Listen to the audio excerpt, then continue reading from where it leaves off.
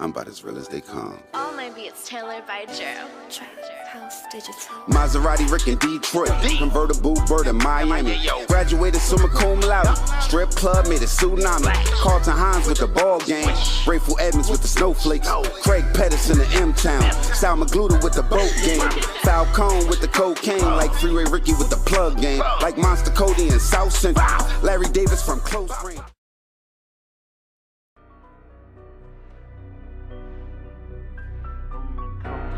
Motherfucking easy, nigga. Been getting, been doing, been bringing it in, been counting bands, been starting, been getting all that.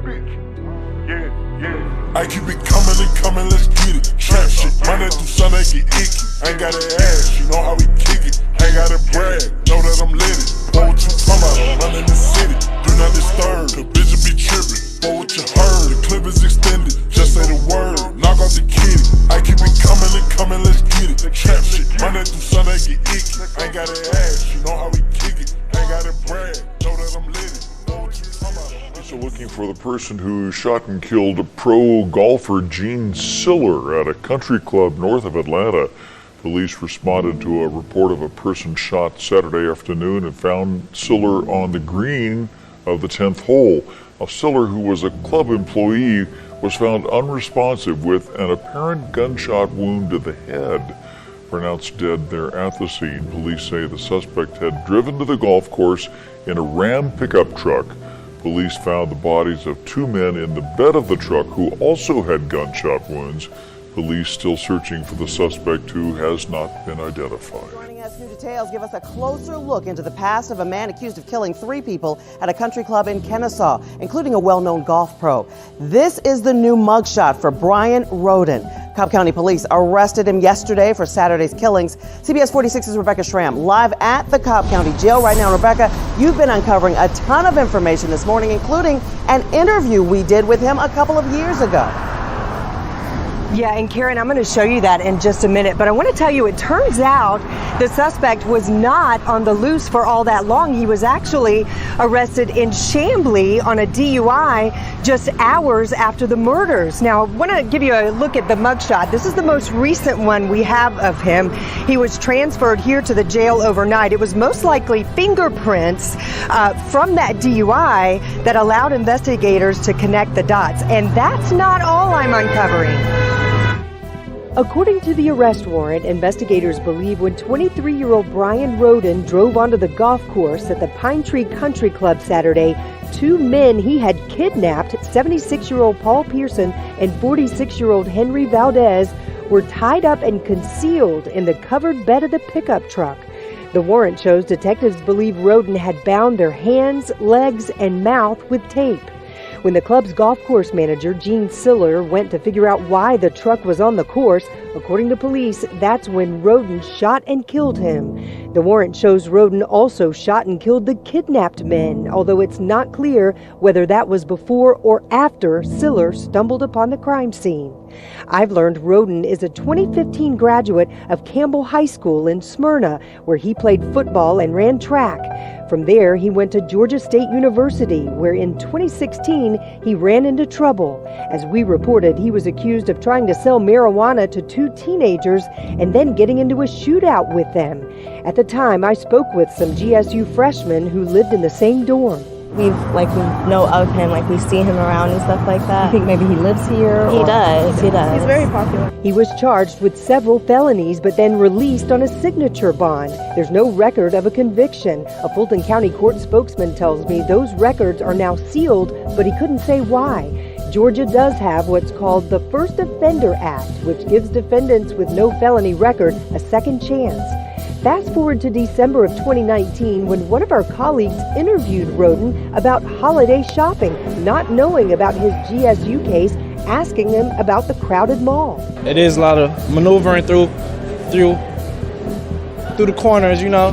I can look you in your eyes and know I'm dead wrong. The latest was from June. It features his album called Made It Out.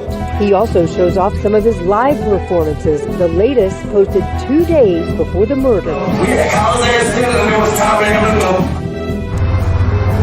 And a sheriff's office spokesman tells me that the hearing for Rhoden is scheduled for 8 o'clock tonight here at the jail.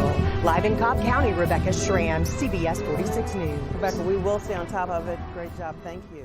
Yo, we back. It's your boy Popalot. Mobb ties. We on our way to Georgia with it. Motherfucking Kennesaw.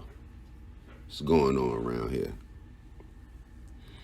Matter of fact, y'all meet us at the Pine Tree Country Club because the shit is about to get wicked around here.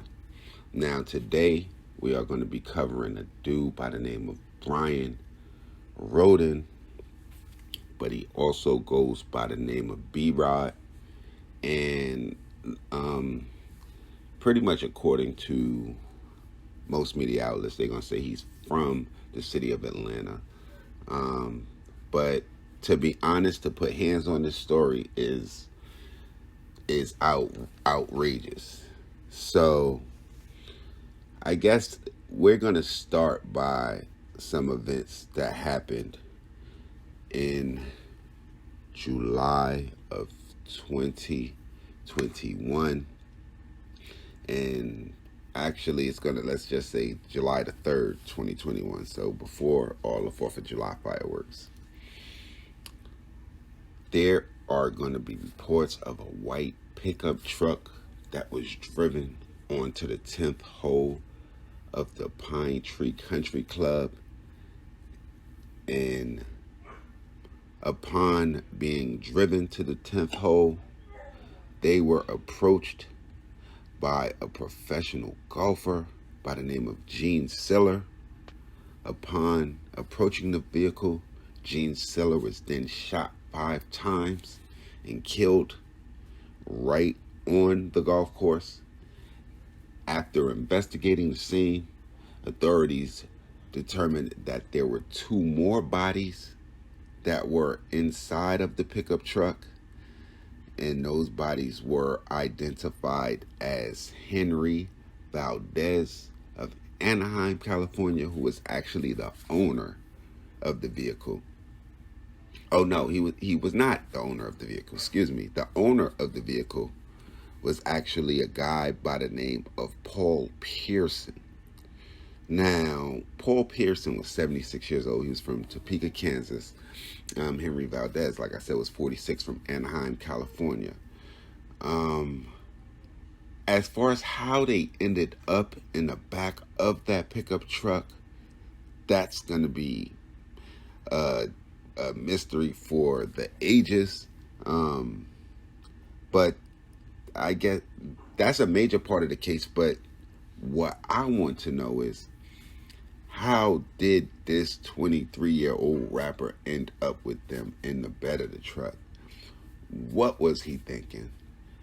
Upon reading the story and doing my research, the first thing I thought was, all right, if I had 2 bodies in the back of a pickup, the last 2 places I really want to take them is to the police station and to any fucking country club. That's just wow. Out of the sort. Seemed like a Denzel movie. Was he trying to frame somebody? Was he trying to, what the hell, was he on Flocka?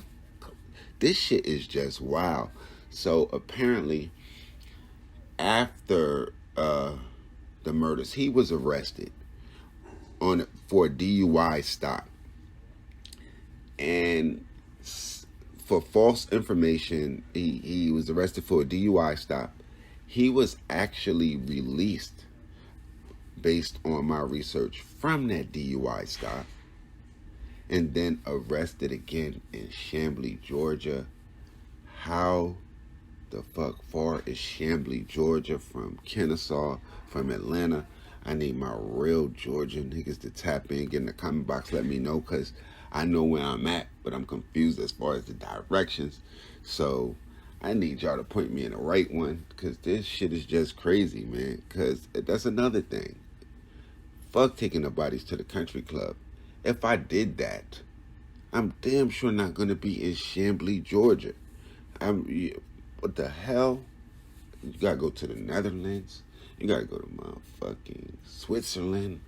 You gotta go to goddamn Iceland, Greece, one of these countries, I don't know, that don't really got no extradition or what. My man was like gassing up Porsches and shit, sitting on fucking race in Cali, shooting music videos to this shit.